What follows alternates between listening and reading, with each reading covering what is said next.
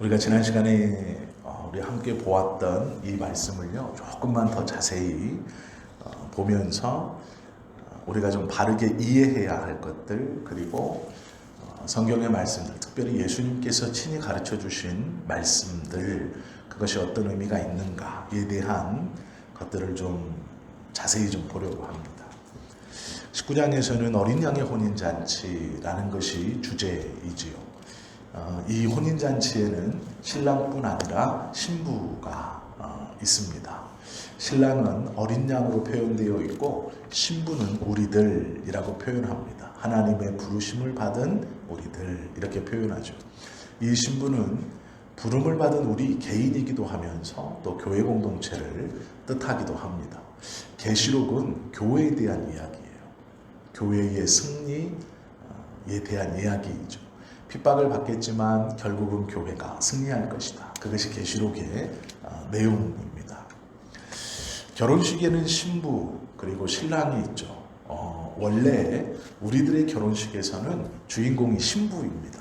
그래서 우리나라도 그런 문화가 있죠. 예의라는 게 있습니다. 그게 무엇이냐면 하객 중에 하얀색 옷을 입고 가면 안 된다라고 말하죠. 왜 그러냐면 신부만이 하얀색 드레스를 입고 사진을 찍었을 때 그 신부만이 가장 돋보이게 이렇게 나와야 하기 때문이죠. 그날의 주인공, 그 결혼식의 주인공은 신부라는 것이죠. 그래서 예의로 결혼식에 갈 때는 너무 화려하고 하얀색 드레스를 입으면 안 된다라는 것이 있죠. 이건 동서양을 통틀어서 거의 비슷한 그러한 전통이고 또 매너인 것 같습니다. 그런데 오늘 본문에서 중요하게 봐야 할 게 있습니다. 결혼식의 이 주인공이 신부입니다. 그런데 성경은 이 결혼식의 제목을 어떻게 붙여놓고 있냐면 어린 양의 혼인잔치, 이렇게 표현해요. 포커스를 신랑에게 조금 맞추어 주고 있죠.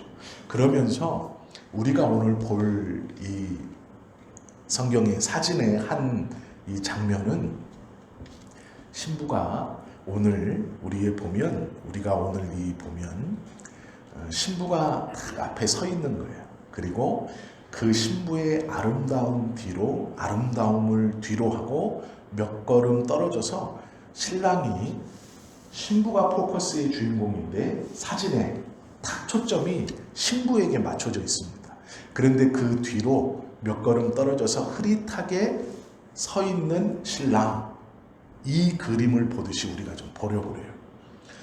하나의 사진을 상상하시면 앞쪽에 신부가 아름답게 서 있어요. 이 사진의 포커스는 신부에게 맞춰져 있습니다. 그래서 신부는 또렷하게 보여요. 너무 아름답고 너무 행복하고 너무 기쁜 그 신부의 모습이 딱 보이는 사진입니다. 그리고 그 사진에 포커스는 맞지 않지만 한 사진에 담겨있는 신랑의 모습, 몇 발짝 떨어져서 신부를 바라보고 있는 신랑의 모습, 그 사진을 상상하시는 거예요. 그 사진을 상상하시고 주목된 신부 몇 발짝 뒤에 있는 흐릿하게 표현되어 있는 신랑, 우리는 그걸 좀 주목하려고 합니다. 사진을 보듯이 이렇게 주목하는 이유는 오늘 본문에 보시면 신부를 굉장히 아름답고 귀하게 표현하는 결혼식에서 신랑을 강조해요. 자꾸. 그런데 결혼식의 주인공은 신랑이 아니라 신부입니다. 정말로 아름답고 행복하고 세상의 모든 축하를 다 받는 것은 신부이죠. 그러나 우리가요, 왜 이렇게 이 아름답고 포커스를 받고 있는 신부의 뒤에 서 있는 신랑을 보려고 하냐면, 신부에 주목하면 그것은 기독교를 행위 종교로 끌고 갑니다. 어떤 행위를 통해서 이 귀한 영광과 은혜를 받는 종교가 되어버려요. 그렇기 때문에 성경에서 우리를 신부임에도 우리를 포커스를 뒤로 맞추는 것처럼 설명하고 있어요. 신부가 가장 아름답고 축하받아야 될 결혼식에서 이 신부를 뒤로 놓고 신랑을 앞세우는 것처럼 보이게 합니다. 이유가 있어요. 그게 왜 그러냐면 예수님께서 가르쳐 주시는 신앙, 믿음, 복음, 그것의 본질이 무엇이냐라는 것 때문이에요. 그래서 이 결혼식의 장면에서 신부가 7절, 8절에 보면 주목되어 다 신부를 칭송하고 신부에 대한 이야기로 7절, 8절을 써놨습니다.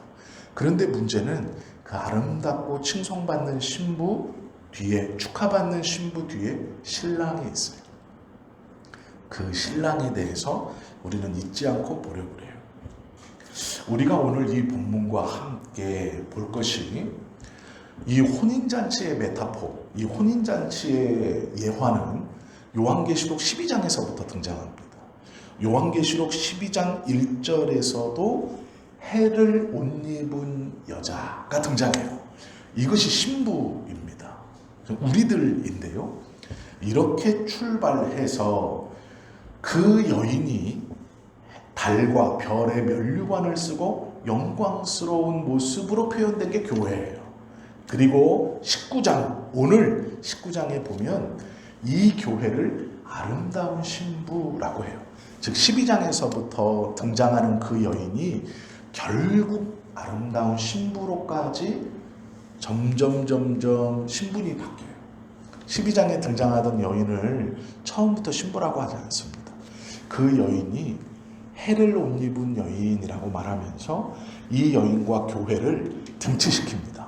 같은 것처럼 얘기하다가 그 여인이 19장에 오면 신부가 되는 거예요. 그러면서 아름답다 이렇게 노래하고 있죠. 그런데 우리가요, 요 계시록 19장을 잘 이해하려면 지난 시간과 마찬가지로 마태복음 9장 14절 15절을 봐야 돼요. 신부의 뒤에 서 있는 신랑, 이것을 좀 봐야 되는데요. 이것을 봐야 되는 이유가 있어요. 왜 그러냐면 신부에 주목하면 자꾸 신부의 자격을 따집니다. 신부가 무엇을 해서 이런 것을 얻었다. 어떤 자리에서 유혹받지 않고 지금까지 왔기 때문에 이 19장의 신부가 되었다. 자꾸 이렇게 포커스를 맞추면 복음이 흐트러집니다. 그리고 구원이 행위로 가요. 그래서 우리는 신부의 포커스를 맞추는 게 아니라 자꾸 신랑의 포커스를 맞추는 거예요. 그리고 성경도 결혼식의 진짜 주인공인 신부보다 신랑을 계속 이야기하는 거예요. 제가 마태복음 9장 14절 15절을 읽어드릴게요. 이 본문이 요 본문으로만으로도 굉장히 중요하고 큰 하나님의 나라에 대한 가르침을 우리에게 주지만 요한계시록 19장을 이해하기 위해서 이 19장의 이 본문을 이해하고 여기서 말씀하시는 이 뜻을 이해하기 위해서 마태복음 9장의 이야기는 굉장히 중요한 이 결혼식의 메타포에서 신랑과 신부의 위치를, 그리고 예수님이 친히 왜 이렇게 비유를 쭉 이어가시는가를 우리로 더 잘, 그리고 풍성히 깨닫게 하죠. 제가 읽어드릴게요. 그때에, 출발은 그때에 앞에 무슨 사건이 있었습니다. 앞에 무슨 사건이 있은 그때에 벌어지는 일인데, 요한의 제자들이 예수께 나와 이를 때, 자, 여기서 질문하는 사람이 바리새인의 제자들이 아닙니다. 세례 요한의 제자들이에요. 세례 요한의 제자들이 예수님께 나와서 질문하는데 이렇게 질문합니다. 우리와, 요한의 제자들인 자기들이죠. 우리와 바리새인들은 금식하는데 라고 말해요. 그러면 이 이야기는 뭐에 대한 질문입니까? 금식에 대한 질문이죠. 질문의 요지는 이렇습니다. 우리와 바리새인들은 금식하는데 어찌하여 당신의 제자들은 금식하지 아니하나이까? 요한의 제자들과 바리새인들은 자신의 경건, 영의 살찌움을 위해서 보통 화요일과 목요일에 금식했어요. 그러면 유대인들은 경건하다라고 말하는 유대인들은 일주일에 2번을 금식했는데 그게 화요일과 목요일이었습니다. 그러면 이 질문을 하는 날이 언제일까요? 화요일이나 목요일이라는 거예요. 화요일이나 목요일에 세례 요한의 제자들과 바리새인의 제자들은 금식하고 있어요. 그런데 예수님의 제자들은 금식하지 않으니까 우리와 바리새인, 세례 요한의 제자들과 바리새인의 제자들은 금식하는데 왜 당신의 제자들은 금식하지 않습니까? 이렇게 묻는 거예요. 물었더니 예수님이 이렇게 말해요. 예수께서 이르시되 대답해 주는 겁니다. 누구에게 대답하냐면 세례 요한의 제자들이에요. 이게 바리새인들에게 하는 게 아니고요. 세례 요한의 제자들. 그러면 예수님이 지금 이 대답이 적대적이지 않아요. 그러니까 이 세례 요한의 제자들도 예수님께요 시비 거는 게 아니에요. 이게 글로 써 있으니까 이게 뉘앙스가 어떤지 우리가 짐작을 이렇게 조금 잘못하면 시비거나 이렇게 말씀할 수 있는, 생각할 수 있는, 전혀 그런 게 아닙니다. 세례 요한의 제자들이요 본 거예요. 뭘 봤냐면 예수님과 예수님의 제자들이 화요일, 목요일 안 굶어요. 이상하다. 우리와 바리새인의 제자들은 금식하는데 왜 안 굶지? 그래서 순수한 궁금증으로 묻는 겁니다. 우리는 금식하는데 예수님과 예수님의 제자들은 왜 굶지 않나요? 이렇게 물어요. 예수님이요 적대적인 마음으로 툭 내뱉는 게 아니라 세례 요한의 제자들에게 그 금식하지 않는 정확한 이유, 이거는 비유로 설명한 게 아니에요. 세례 요한의 제자들에게 좋은 마음으로 알아듣기 쉽게 다 대답해 주신 거예요. 부드럽게. 그 대답이 뭐냐 이거예요. 예수께서 그들에게 이르시되 혼인집 손님들과 신랑과 함께 있을 동안에 슬퍼할 수 있느냐 이렇게 말해요. 정말로 궁금해서 묻는 요한의 제자들에게 예수님이 부드럽게 얘기해 주는 거예요. 혼인집 손님들이 신랑과 같이 있을 때 슬퍼할 수 있느냐? 그럴 수 없다. 이게 무슨 얘기예요? 지금 예수님의 제자들이 누구와 같이 있다는 얘기예요? 신랑하고 같이 있다는 얘기예요. 이제 곧 혼인집 신랑, 결혼을 앞둔 신랑하고 있다는 거예요. 그러니까 금식하지 않는다. 기뻐하고 즐거워한다는 거예요. 그 뒤에 말. 그러나 신랑을 빼앗길 날이 이르리니 그때에는 금식할 것이라. 이렇게 말해요. 이거는 금식에 대한 말씀인데 세례 요한의 제자들이 예수님의 제자들을 보니까 금식하지 않아요. 예수님에게 묻습니다. 왜 금식하지 않나요? 예수님이 대답해줘요. 신랑과 함께 있는 혼인집에 초청받은 사람들은 슬퍼하거나 금식하지 않는다. 그런데 뒤에 하나 더 붙어. 그러나 신랑을 빼앗기는 날에는 금식하게 된다. 이 말이에요. 그러면 여기서 우리가 두 가지를 알 수 있어요. 하나는 바리새인뿐 아니라 세례 요한의 제자들이 금식하는 이유는 옛 금식이에요. 옛 금식. 원래 해왔던 금식. 자기들이 생각에 경건한 자는 일주일에 2번 화요일, 목요일 금식함으로 영을 살찌우는 옛 금식. 이게 뭐냐면 자신의 영혼의 유익, 우리로 따지면 이런 거예요. 내가 필요한 게 있을 때 금식하거나 내가 원하는 게 하나님 앞에 있을 때 기도하면서 금식하는 옛 금식인 거예요. 이것을 요한의 제자들이 하고 있었어요. 옛 금식, 전통적으로 내려오는 금식을 하고 있었죠. 우리로 말하면 내가 소원함이 있을 때 하나님 앞에 나아가 금식하거나 하는 거예요. 그런데 예수님이 뭐라고 말씀하셨냐? 이 금식에 대해서 새 시대를 가져왔다 그래요. 무엇이냐면 당신을 스승이라고 말하면서 신랑을 맞이하는 이 제자들은 금식할 필요가 없다. 그러나 신랑을 빼앗기는 고통의 날 금식하는 것이다. 이렇게 말해요.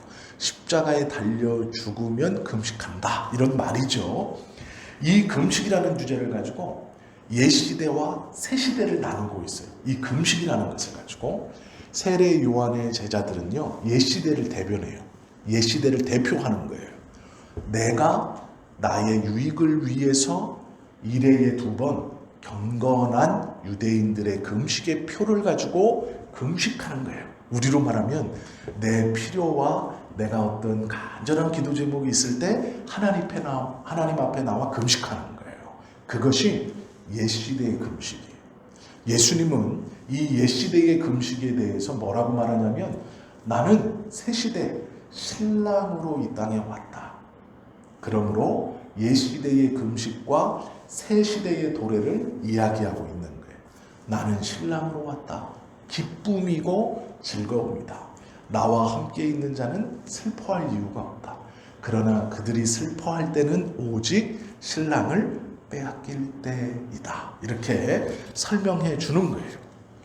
요한의 제자들과 바리새인은 종교적 규례에 따라 금식하는 것이고 예수님은 이 옛시대의 종교적 규례를 거절하고 금식하지 않는다. 그러나 아주 안 하는 게 아니고 신랑을 빼앗기는 날 금식한다. 이렇게 말하는 거예요. 왜 이렇게 말씀하시냐? 지금 이야기를 하나하나씩 제가 풀어드리는 거예요. 신랑으로 오신 이유는 신부를 맞이하러 오신 거예요. 그러면 신랑은 신부를 맞이하러 왔는데 신부를 찾아야 돼요. 신부를 찾아야 됩니다. 지금 무엇이냐면 신랑이 왔어요. 신부가 준비된 게 아니에요. 신부가 준비되어서 오자마자 신랑을 맞이한 게 아니고 예수님이 오셔서 새시대를 여서서 신부를 치장시키고 만드셔야 되는 거예요. 그러니까 준비되어 있지 않은 신부를 신랑이 오셔서 준비케 하시는 거예요. 이것을 새시대라는 건데요. 옛시대와 새시대를 나누는 걸 뭐라 그러냐면 혼인잔치를 기점으로 나눈대요. 신랑이 없다, 신랑이 왔다. 이것으로 옛시대와 새로운 시대를 나누는 분기점으로 삼으시는 거예요. 쉽게 표현하면 예수님이 오기 전, 예수님이 온 후를 시대를 나눴어요. 예수님이. 그리고 예수님이 오신, 당신이 오신 날을 잔치로 비유해요. 새 시대, 기쁨의 시대, 금식할 필요가 없는 시대. 그러면 새 시대에는 금식이 없는가? 아니요. 신랑을 뺏길 때 금식해야 돼요. 이게 무슨 얘기냐?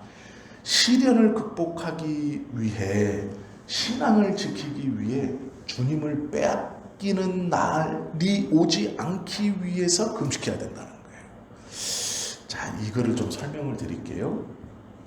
마태복음 11장 12절, 마태복음 13장 3절 8절의 말씀에 보면 아까는 9장을 보았어요. 9장에서 예수님이 금식 논쟁에 대해서 나는 신랑이다 이렇게 말씀하시고 우리는 금식하지 않는다. 그러나 금식할 때가 오나니 어느 때냐면 신랑을 빼앗길 때이다. 이렇게 가르쳐 주셨어요.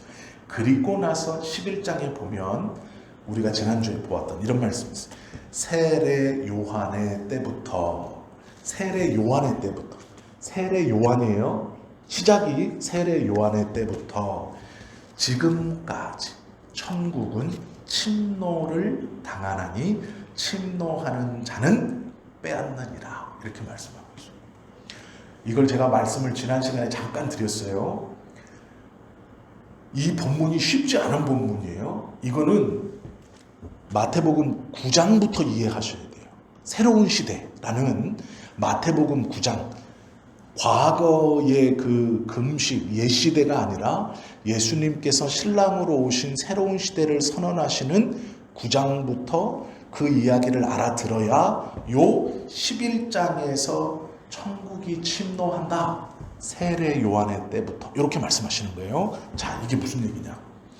세례 요한의 때라는 것은 옛시대부터 지금까지 천국은 침노를 당한다라는 의미예요. 세례 요한은 옛시대를 대표하는 사람입니다. 세례 요한의 제자들이 9장에서 금식을 해요. 그런데 어떻게 금식하느냐? 바리새인의 제자와 같이. 이게 뭐냐면 옛시대 율법에 따라 하던 금식이에요. 정확히 말하면 율법이 아니에요. 하나님이 가르쳐준 말씀이 율법이지 이들은 율례, 규례에 따라서 해요. 경건한 유대인들은 일주일에 2번을 금식합니다. 이것을 자신들이 만들어낸 거예요. 바리새인들이. 그러면서 경건한 유대인은 화요일, 목요일 금식합니다. 이것은 하나님의 말씀인 율법은 아니지만 우리가 하나님의 말씀을 잘 지키기 위해서 기본적 소양으로 갖고 있어야 되는 율례, 규례, 전통입니다. 하고 그걸 지켜오고 있는 거예요. 누가 지키냐면 이 세례 요한의 제자들. 그래서 세례 요한을 구시대의 대표로 지금 말씀하시는 거예요.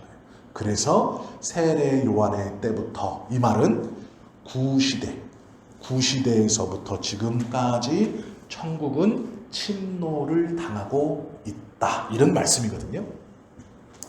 지금의 때는 언제냐? 예수님의 때예요. 그리고 나서 나오는 게 16절, 우리가 지난주에 보았던 장터의 비유예요. 피리를 불어도 같이 춤추지 않고 곡을 해도 같이 슬퍼하지 않는다, 이렇게 말해요. 세례 요한의 제자들이요, 지금 옛시대의 대표로 예수님께 묻고 있는 거예요. 지금 시대는 어느 시대입니까? 왜 당신의 제자들은 옛시대의 옛 규례를 따르지 않습니까?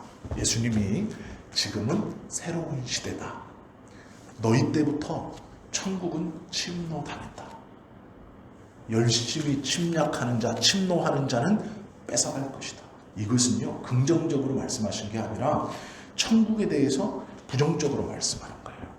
그리고 나서 마태복음 13장에 가면 씨 뿌리는 자의 비유가 나와요. 이게 9장부터 쭉 연결되어진 말씀이에요. 13장 씨 뿌리는 자의 비유까지. 우리가 지난주에 보았던 것에서 오늘은 마태복음 13장을 같은 주제로 묶어서 같이 보려고 하는 거예요, 지금. 그래서 지난주까지 천국은 침노하는 자, 수동태로 써 있어서 천국 안에 있는 자를 세례 요한의 때부터, 옛시대부터 끌어내렸다는 거예요. 그리고 나서 나오는 게 이 씨 뿌리는 자의 비유입니다. 우리는 씨 뿌리는 자를 볼 때 밭을 봐요, 밭. 그런데 성경은 제목을 뭐라고 붙였냐면 밭의 비유라고 하는 게 아니고 씨 뿌리는 자의 비유예요. 우리는 이 씨 뿌리는 자를 하나님으로 보죠. 하나님이 말씀을 막 뿌렸다. 그래서 이렇게 설교하시는 분도 있어요. 하나님은 공평하십니다. 왜 그러느냐? 돌짝에도 뿌리고 가시밭길에도 뿌리십니다. 길가에도 뿌리십니다. 옥토에도 뿌리십니다. 옥토에만 뿌리면 되시죠? 차별하시는 하나님이 아니시라 다른 밭에도 뿌리십니다. 이렇게 해서 하나님은 공평하십니다. 이 말도 안 되는 이 해석을 해가지고 설교하시는 분들도 있어요. 이거 옳은 해석이 아니에요. 왜 옳은 해석이 아니냐면, 그러면 하나님은 망할 걸 알고 주시는 분이거든요. 망할 걸 알고, 이 씨를 낭비하는 거잖아요, 지금. 그런 어리석은 농부로 하나님을 표현하는 거게 돼요. 그러니까 공평하다는 주제를 말하고 싶어서 하나님을 어리석은 자를 만드는 거예요. 그렇게 해석하면 안 돼요, 성경. 씨 뿌리는 자를 보려면 9장부터, 마태복음 9장부터 예수님께서 쭉 하신 말씀을 이해가 돼야 씨 뿌리는 자가 이해가 돼요. 씨 뿌리는 자에서 중요한 것은 씨 뿌리는 자거든요. 옥토가 아니에요. 그러면 이 의미가 뭐냐? 이 의미를 이해하려면 11장에서 신랑과 신부 비유, 9장에서 말씀하신 금식부터 쭉 와야 돼요. 새 시대, 그리고 천국을 침노하는 자가 어떤 자들인가에 대한 설명을 어디서 하시냐? 13장에서 하시는 거예요. 9장에서 금식 논쟁으로 출발되었던 옛시대와 새시대의 구분, 이 구분에서 마태복음 11장에 천국은 침노하는 자의 것이다. 세례 요한의 때부터, 즉 옛시대부터 지금까지 천국은 침노하는 자들의 시대, 침노를 받아왔는데 그 천국을 침노하는 자들이 누구냐? 씨 뿌리는 비유에서 나와 있는 자들이에요. 그럼 이게 무슨 말이냐? 지금까지 잘 따라오셨다고 제가 이해를 하고 설명을 해드릴게요. 씨 뿌리는 자는 이렇게 시작합니다. 예수께서 비유로, 또 비유로 말씀하시는 거예요. 뭘 비유냐? 뭐에 대한 비유냐? 11장에 천국을 침노하는 자의 비유예요. 이거는, 그리고 이 11장에 천국을 침노하는 자가 나온 이유는 9장에서 옛시대와 새시대를 구분하는, 그것 때문에 지금 여기까지 온 거예요. 예수님이 이렇게 말씀하세요. 예수께서 비유로 여러 가지를 그들에게 말씀하여 이르시되, 씨를 뿌리는 자가 뿌리러 나가서 뿌릴새 더러는, 자, 다가 아니고 더러는 길가에 떨어짐에, 이게 뿌린 게 아니에요. 떨어짐에 이렇게 돼 있어요. 씨를 뿌리는 자가, 뿌리는 건 이렇게 뿌리는 거죠. 이렇게 뿌리는 거예요. 뿌리러 나갔어요. 그러니까 목적이 뭐였냐면 뿌리러 가신 거예요. 뿌리러. 그런데 길가는요, 떨어졌대요. 길가에 떨어짐에 새들이 와서 먹어버렸고 라고 말해요. 이건 떨어진 거예요. 뿌리지신 게 아니에요. 더러는 흙이 얇은 돌밭에 떨어짐에, 이것도 뿌린 게 아니에요. 떨어진 거예요. 흙이 깊지 아니하므로 곧 싹이 나오나 해가 돋은 후에 타서 없어짐으로 말랐고, 더러는 가시 떨기 위해 떨어짐에 가시가 자라서 기운을 막았고, 더러는 좋은 땅에 떨어짐에 어떤 것은 100배, 어떤 것은 60배, 어떤 것은 30배의 결실을 하였느니라 라고 말해요. 야, 이게 도대체 무슨 얘기일까? 씨를 뿌리러 바구니에다 씨를 담아가지고 유대의 농부들이 허리춤에 씨 바구니를 차고 밤새 그 소를 이용해서, 멍에를 맨 소를 이용해서든 아니면 자기가 사람이 멍에를 쥐고 메었든 쫙 팠을 거예요. 거기를 씨를 뿌리러 가는 거예요. 그런데 이게 가다가 어디에 떨어지는 거예요. 자꾸 이게 이렇게 가는데 툭툭 떨어지고 있어요. 씨바구니에서 씨들이. 이게 뿌리는 행위가 아니고 떨어지고 있어요. 떨어지는데 어디에 떨어졌냐? 길가에 떨어지고, 돌짝밭에 떨어지고, 가시밭에 떨어지고, 옥토에도 떨어져요. 그리고 옥토만 열매를 맺어요. 이 비유를 왜 하셨느냐? 천국을 침노하는 자가 누군가에 대한 설명이에요. 그러면 천국을 누가 침노하나요? 첫 번째, 길가에 떨어진 자는 복음이 아예 싹을 나지 않아요. 새들이 와서 먹어버렸어요. 그것은 복음을 거절하는 사람, 하나님을 처음부터 거절하는 사람. 이 사람들은 천국을 방해하는 자들이에요. 그런데 문제는 두 번째, 세 번째 나와 있는 것들이 문제입니다. 그게 뭐예요? 그게 뭐냐면 천국이 침노를 당한다라는 설명으로 시작되어진 이 비유에서 길가는 처음부터 배척하는 사람들, 예수님을 배척하는 거예요. 그리스도를 인정하지 않아요. 그들은 복음에 대해서도 관심도 없어요. 그러면서 천국에서 떨어져 나가는 거예요. 이걸 침노하는 첫 번째 그룹이고, 두 번째, 돌밭에서 떨어졌어요. 예수님을 따르는 척하다가 가로막는 거예요.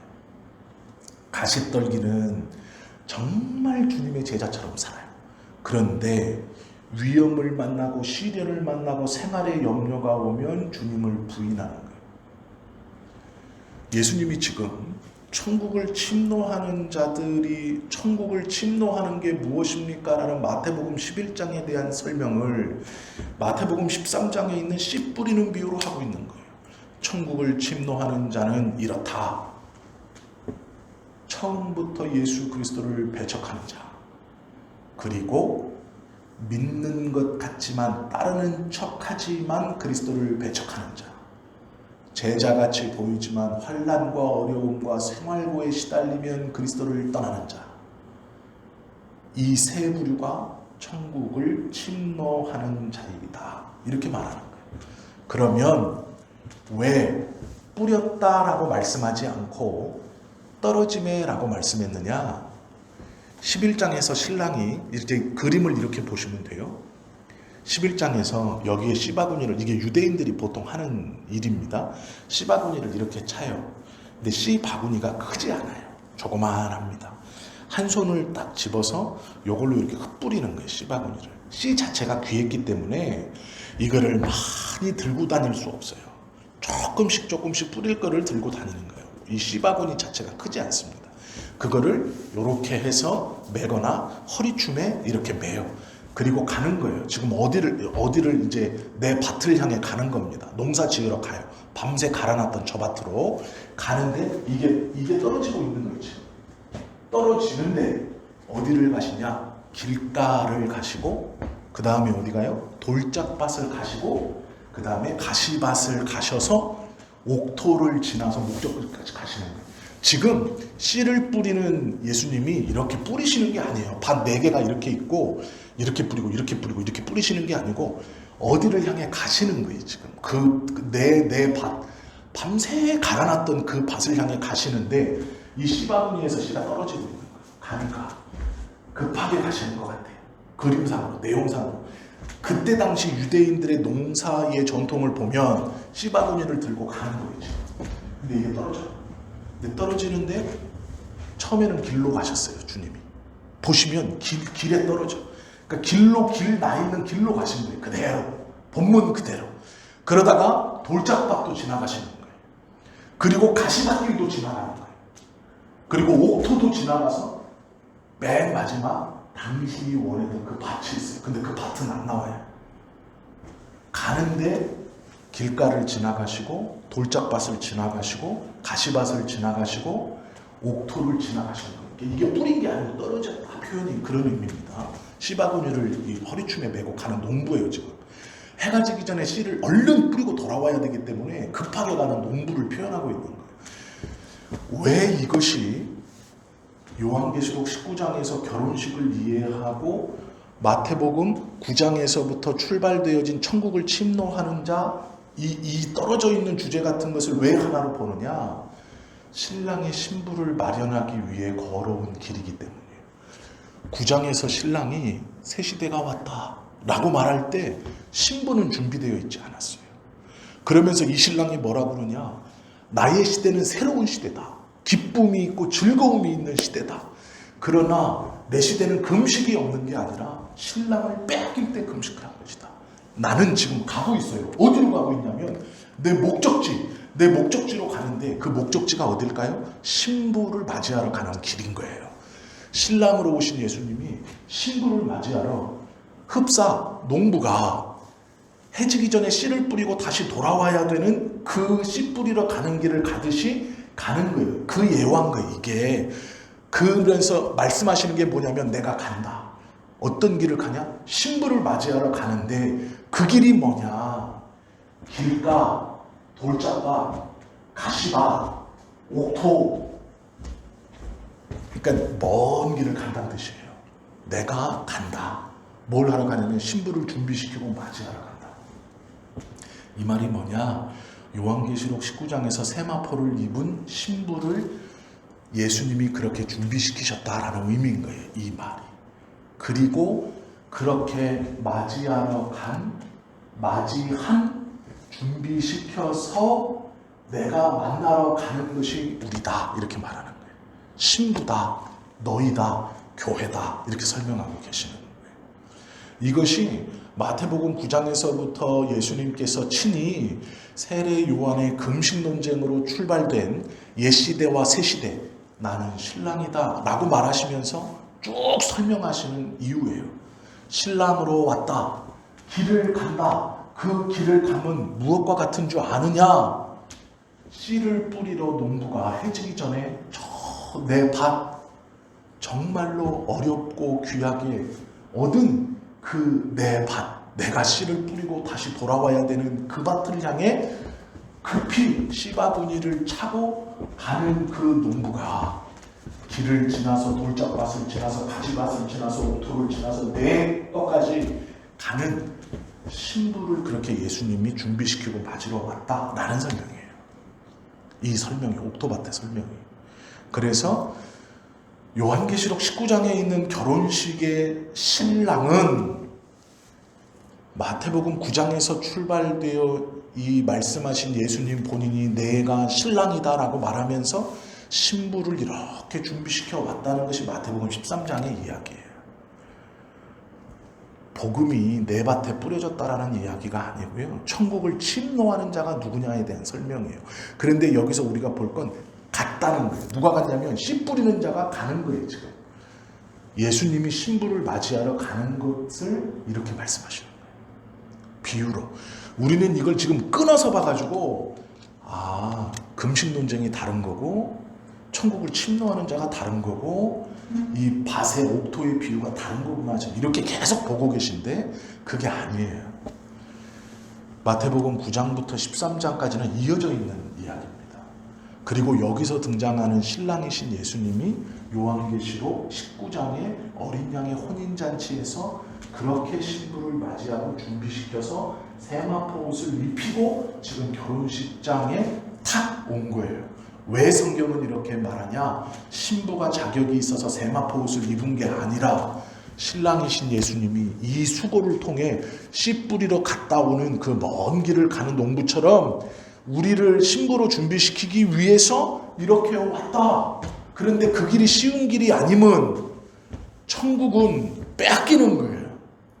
네 밭 중에 세 밭이 예수님을 거절하고 복음을 잠깐 받아들이지만 방해하고 제자처럼 살지만 결국은 떠나버리는 이 것들, 이 아픔과 이 고통과 이 허무함을 지나 계속 가셨다라는 걸 표현하고 있는 거예요.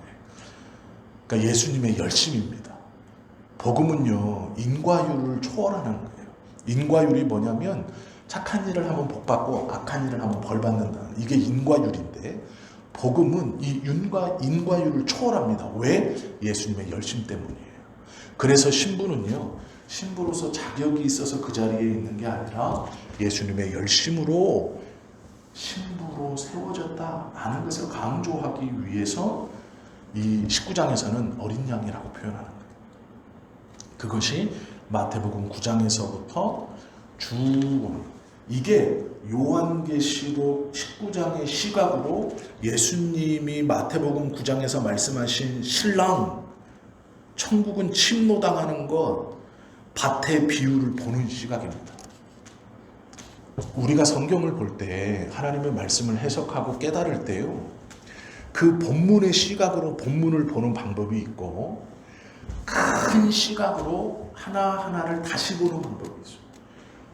금요일은 요한계시록을 배우는, 함께 나누는 시간이죠.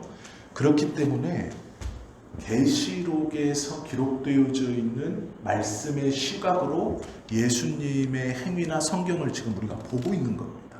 이 시각으로 보는 거예요. 목사님이 금요일날 비유를 설명해 주는데 처음 들어봤어.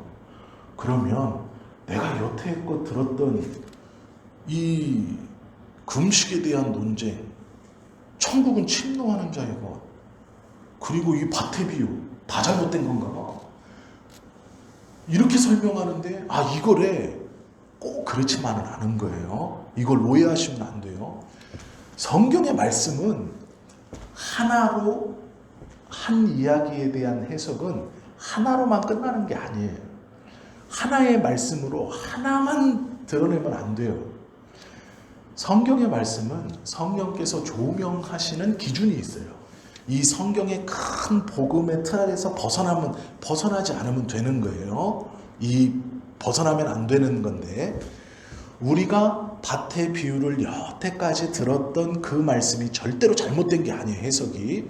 그러나 오늘은 19장에 등장하는 어린 양이신 신랑이신 예수님의 19장의 눈으로 먼저 있었던, 예수님이 이 땅에서 먼저 가르쳐 주셨던 마태복음 9장의 옛시대와 새시대를 구분한다. 내가 신랑으로 왔다라는 것을 출발로 마태복음 13장까지 쭉 한 이야기, 연결되어진 한 이야기를 요한계시록 19장의 눈으로 지금 해석하고 쭉 있는 겁니다. 그러니까 오늘 들은 것만을 가지고 야, 너 금식 논쟁이 아닌 거 알아? 천국은 이 천국은 침노하는 자라는 것은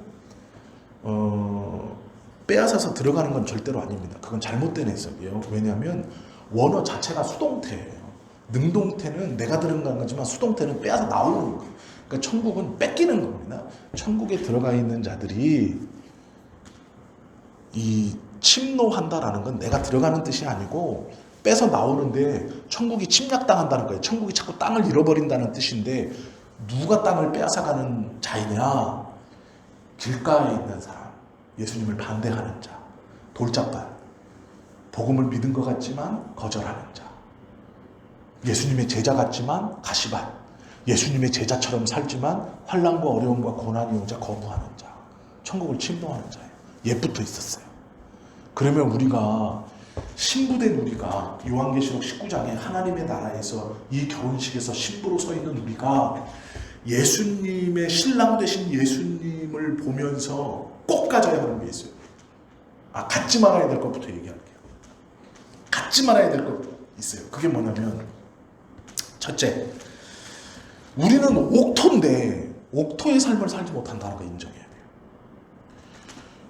우리는 복음을 받은 자거든요.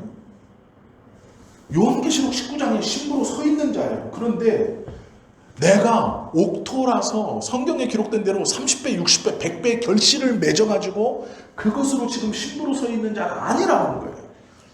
옥토이고 구원받은 자이고 신부인데 우리는 그만큼 열매를 못 맺고 살아요. 신부는 신분증에는 거룩한 자라고 돼 있는데 살아가는 현실은 죄를 범하며 사는 자예요. 이게 뭐냐면 내 공로가 아니구나.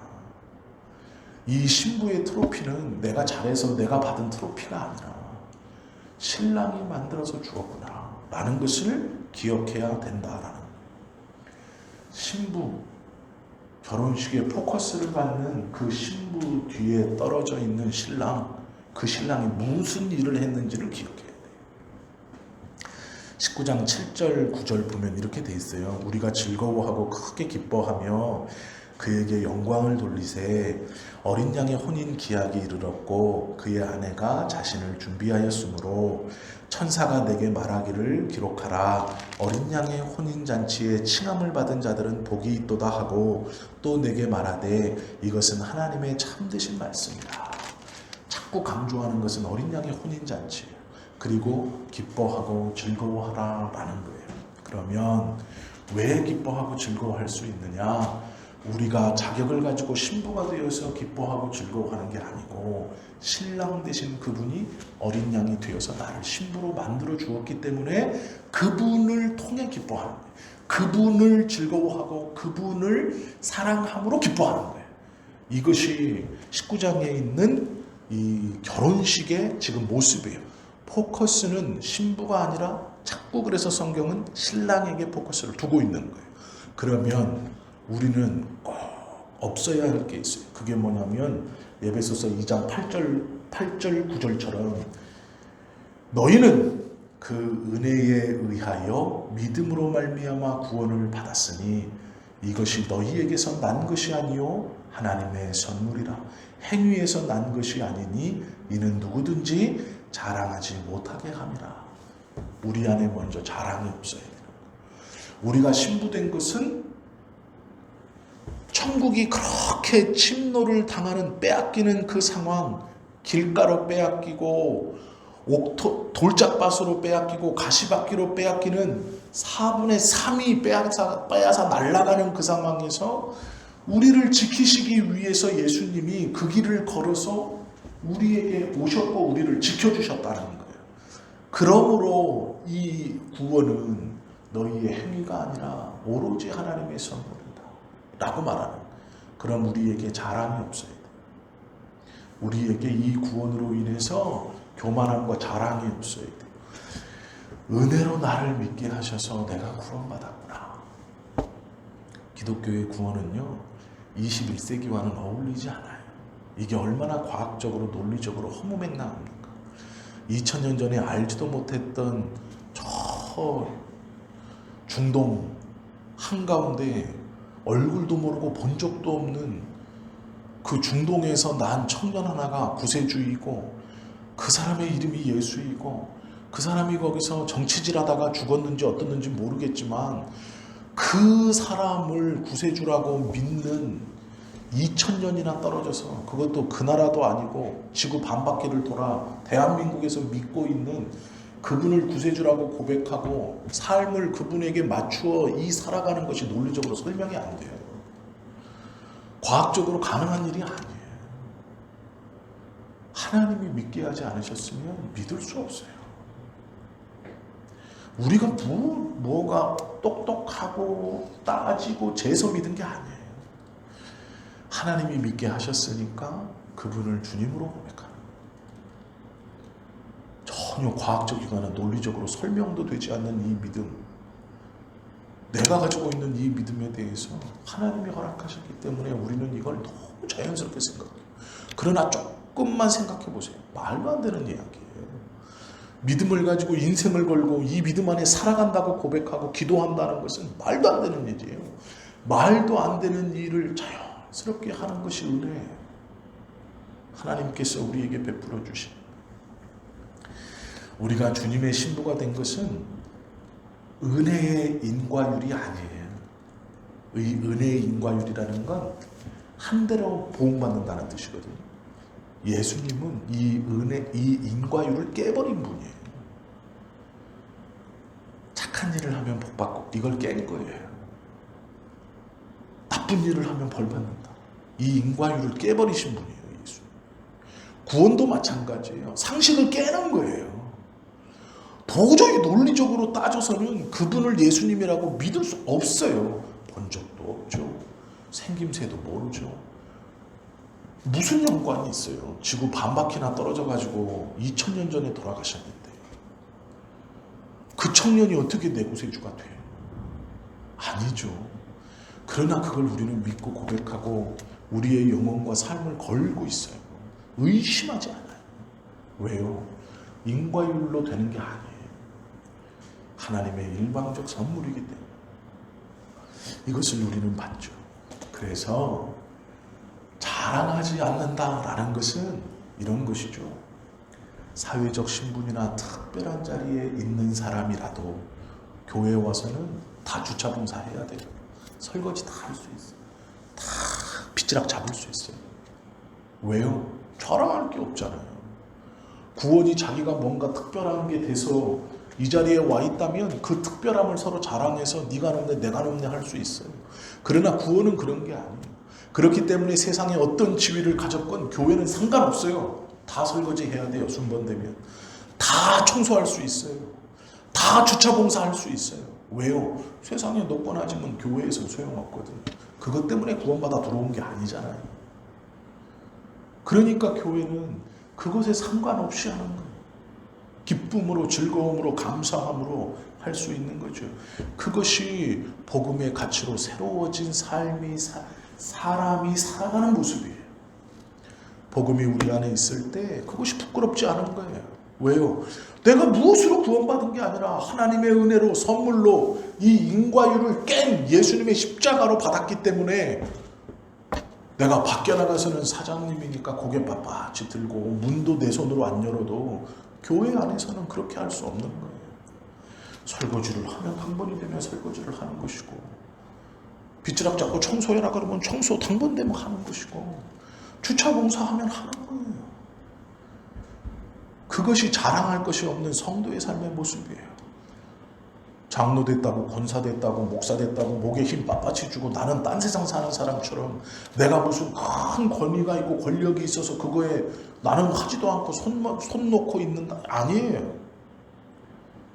복음의 가치는 자랑할 것이 없는 거죠. 우리에게 이것이 없어요. 자랑이 없어요. 있어야 할 것 두 개가 있습니다. 찬양과 경배예요. 19장 9절에 보면 천사가 내게 말하기를 기록하라. 어린 양의 혼인잔치에 칭함을 받은 자들은 복이 있도다. 우리는 다 복이 있대요. 또 내게 말하되 이것은 하나님의 참되신 말씀이라. 복되다는 것이 참되다는 거예요. 너희는 다 칭함을 받았다. 이것이 하나님의 말씀입니다. 너희들은 복되다. 그러니 그분을 찬양하는 거죠. 내 환경과 여건에 상관없이 어린 양의 혼인잔치에 다 초청을 받아 신부로 다 서 있으니 너희들은 복되다. 이게 하나님 말씀. 그러니 찬양하는 것이죠. 10절 말씀은 이래요. 내가 그 발 앞에 엎드려 경배하려 하는 이 말을 듣고요. 요한이 은혜를 받았어요. 천사가 그 말을 해주는데 요한이 은혜를 크게 받았어요. 감동한 거예요. 그래서 그 천사에게 무릎을 탁 꿇고 경배하려고 그랬어요. 그 천사를 경배하려고 그랬어요. 하나님의 말씀이다라는 이 말이 떨어지자마자 요한이 너무 큰 은혜를 받은 거예요. 그렇구나. 이 말을 전해준 이 거룩한 천사. 경배하려고 탁 하니까 천사가 그래요. 내가 그 발 앞에 엎드려 경배하려 하니 그가 나에게 말하기를 나는 너와 및 예수의 증언을 받은 내 형제들과 같이 된 종이니. 다 종이라는 거예요. 천사라고 경배받을 자가 아니라는 거예요. 나는 너 요한과 또 하나님의 말씀을 받은 너의 형제들과 같은 종이니. 경배받을 놈이 없다는 거예요. 쉬운 말로. 이 땅에 어떤 사람도 경배받을 사람이 없다는 거예요. 그리고 뭐라 그러냐? 삼가 그리하지 말고 오직 하나님께 경배하라. 예수의 증언은 예언의 영이라 하더라. 이렇게 말해요. 누굴 경배하느냐? 오직 하나님만을 경배하라. 이렇게 말하는 거예요.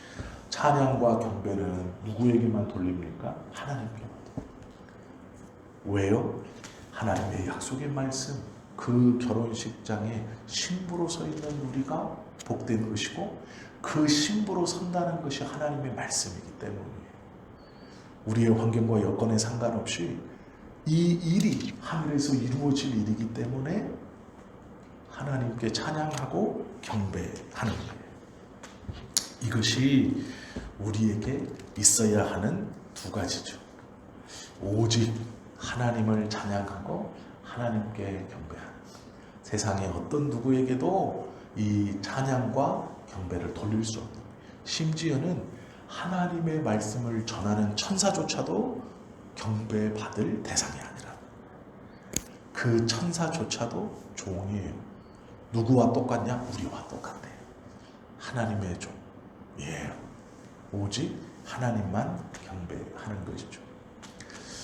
요한계시록 19장의 말씀, 오늘 들었던 이 말씀을 가만히 한번 천천히 읽어보세요. 그리고 요한계시록 19장의 말씀을 한번 천천히 읽어보시고 그 다음에 마태복음 9장서부터 요한계시록 19장의 신랑 되신 어린 양의 이 시각으로 마태복음 9장에서부터 13장 끝까지 쭉 한번 읽어보세요. 그러면 이 말씀이구나 라고 분명히 깨달으실 수 있어요.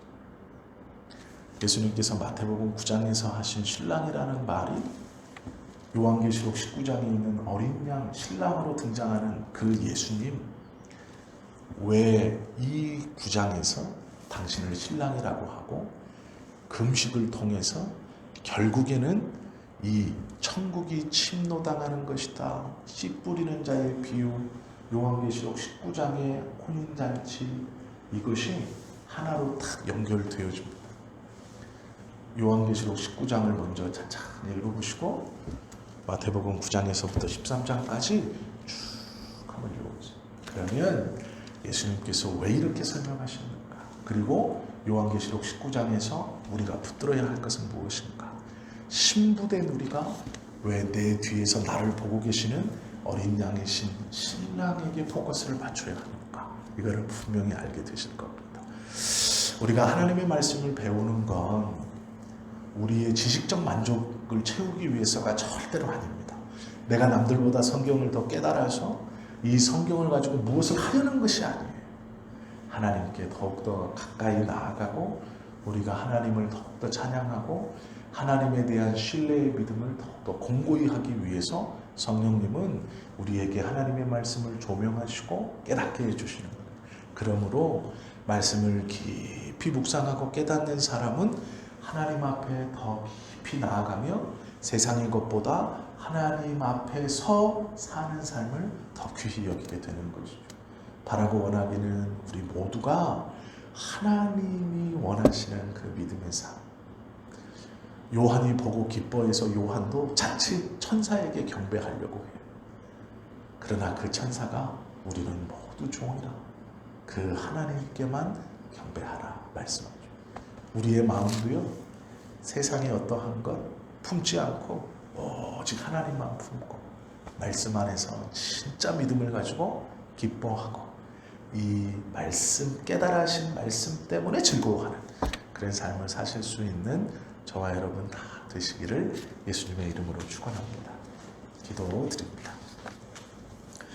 하나님 아버지, 요한계시록의 말씀은 교회에 대한 말씀입니다. 그리고 결국 승리한다는 하나님의 약속입니다. 그러나 우리가 무슨 자격이 있어서 승리하는 것이 아니고 예수님께서 그 긴 길을, 그 긴 시간을 우리를 위해서 부지런히 걸어와 주시고 그 길 끝에 있는 십자가를 지시며 그 후에도 우리를 위해서 계속 기도하고 중보하고 계시며 종말에는 우리 모두가 하나님 앞에 예수님을 신랑으로 우리는 거룩한 신부로 하나님 앞에 하나님의 나라에서 어린 양의 혼인잔치에 모두 다 함께하게 될 그 믿음을 소유케 하시니 감사합니다. 이 은혜를 확신으로 받게 하시니 감사합니다. 특별히 성경의 말씀으로 우리에게 주셔서 우리가 몰랐던 하늘의 놀라운 것들을 깨닫게 해주시니 감사합니다. 끝까지 교만하지 않고 오로지 하나님께만 찬양과 경배를 올려드리는 우리의 믿음이 되게 하여 주시옵소서. 거룩한 것을 품고 살아가는 우리들의 삶이 되게 하여 주시옵소서. 우리의 머리가 열려 내주하시는 성령께서 하나님의 말씀을 온전히 깨달을 수 있는 은혜를 허락해 주시옵소서. 이 시간 우리의 입술로 기도하고 마음으로 소원하는 모든 것들이 하나님의 은혜 안에 이루어지기를 소원하고 원합니다. 우리의 육신의 건강과 믿음을 붙들어 주시옵소서. 또한 하나님, 주님이 맡겨주신 우리의 자녀들을 청지기의 사명으로 잘 양육하고 길러내게 하여 주시옵소서. 그들이 그들의 삶을 통해 하나님의 이름을 마음껏 증거하고 주님께 온전히 나아가 쓰임받는 그날까지 부모된 자로 기도하기를 쉬지 않을 수 있도록 은혜와 열심을 더하여 주시옵소서. 또한 우리의 가정을 지키시고 하나님께서 함께 하셔서 그 복된 가정으로 인하여 하나님의 교회가 더욱더 든든히 세워져 갈 수 있도록 축복하여 주시옵소서. 예수님의 이름으로 감사하며 기도하옵나이다. 아멘. 오늘 말씀 기억하시고 잠시 기도 드리시고 자유롭게 돌아가십니다. 다 같이 기도 드리십니다.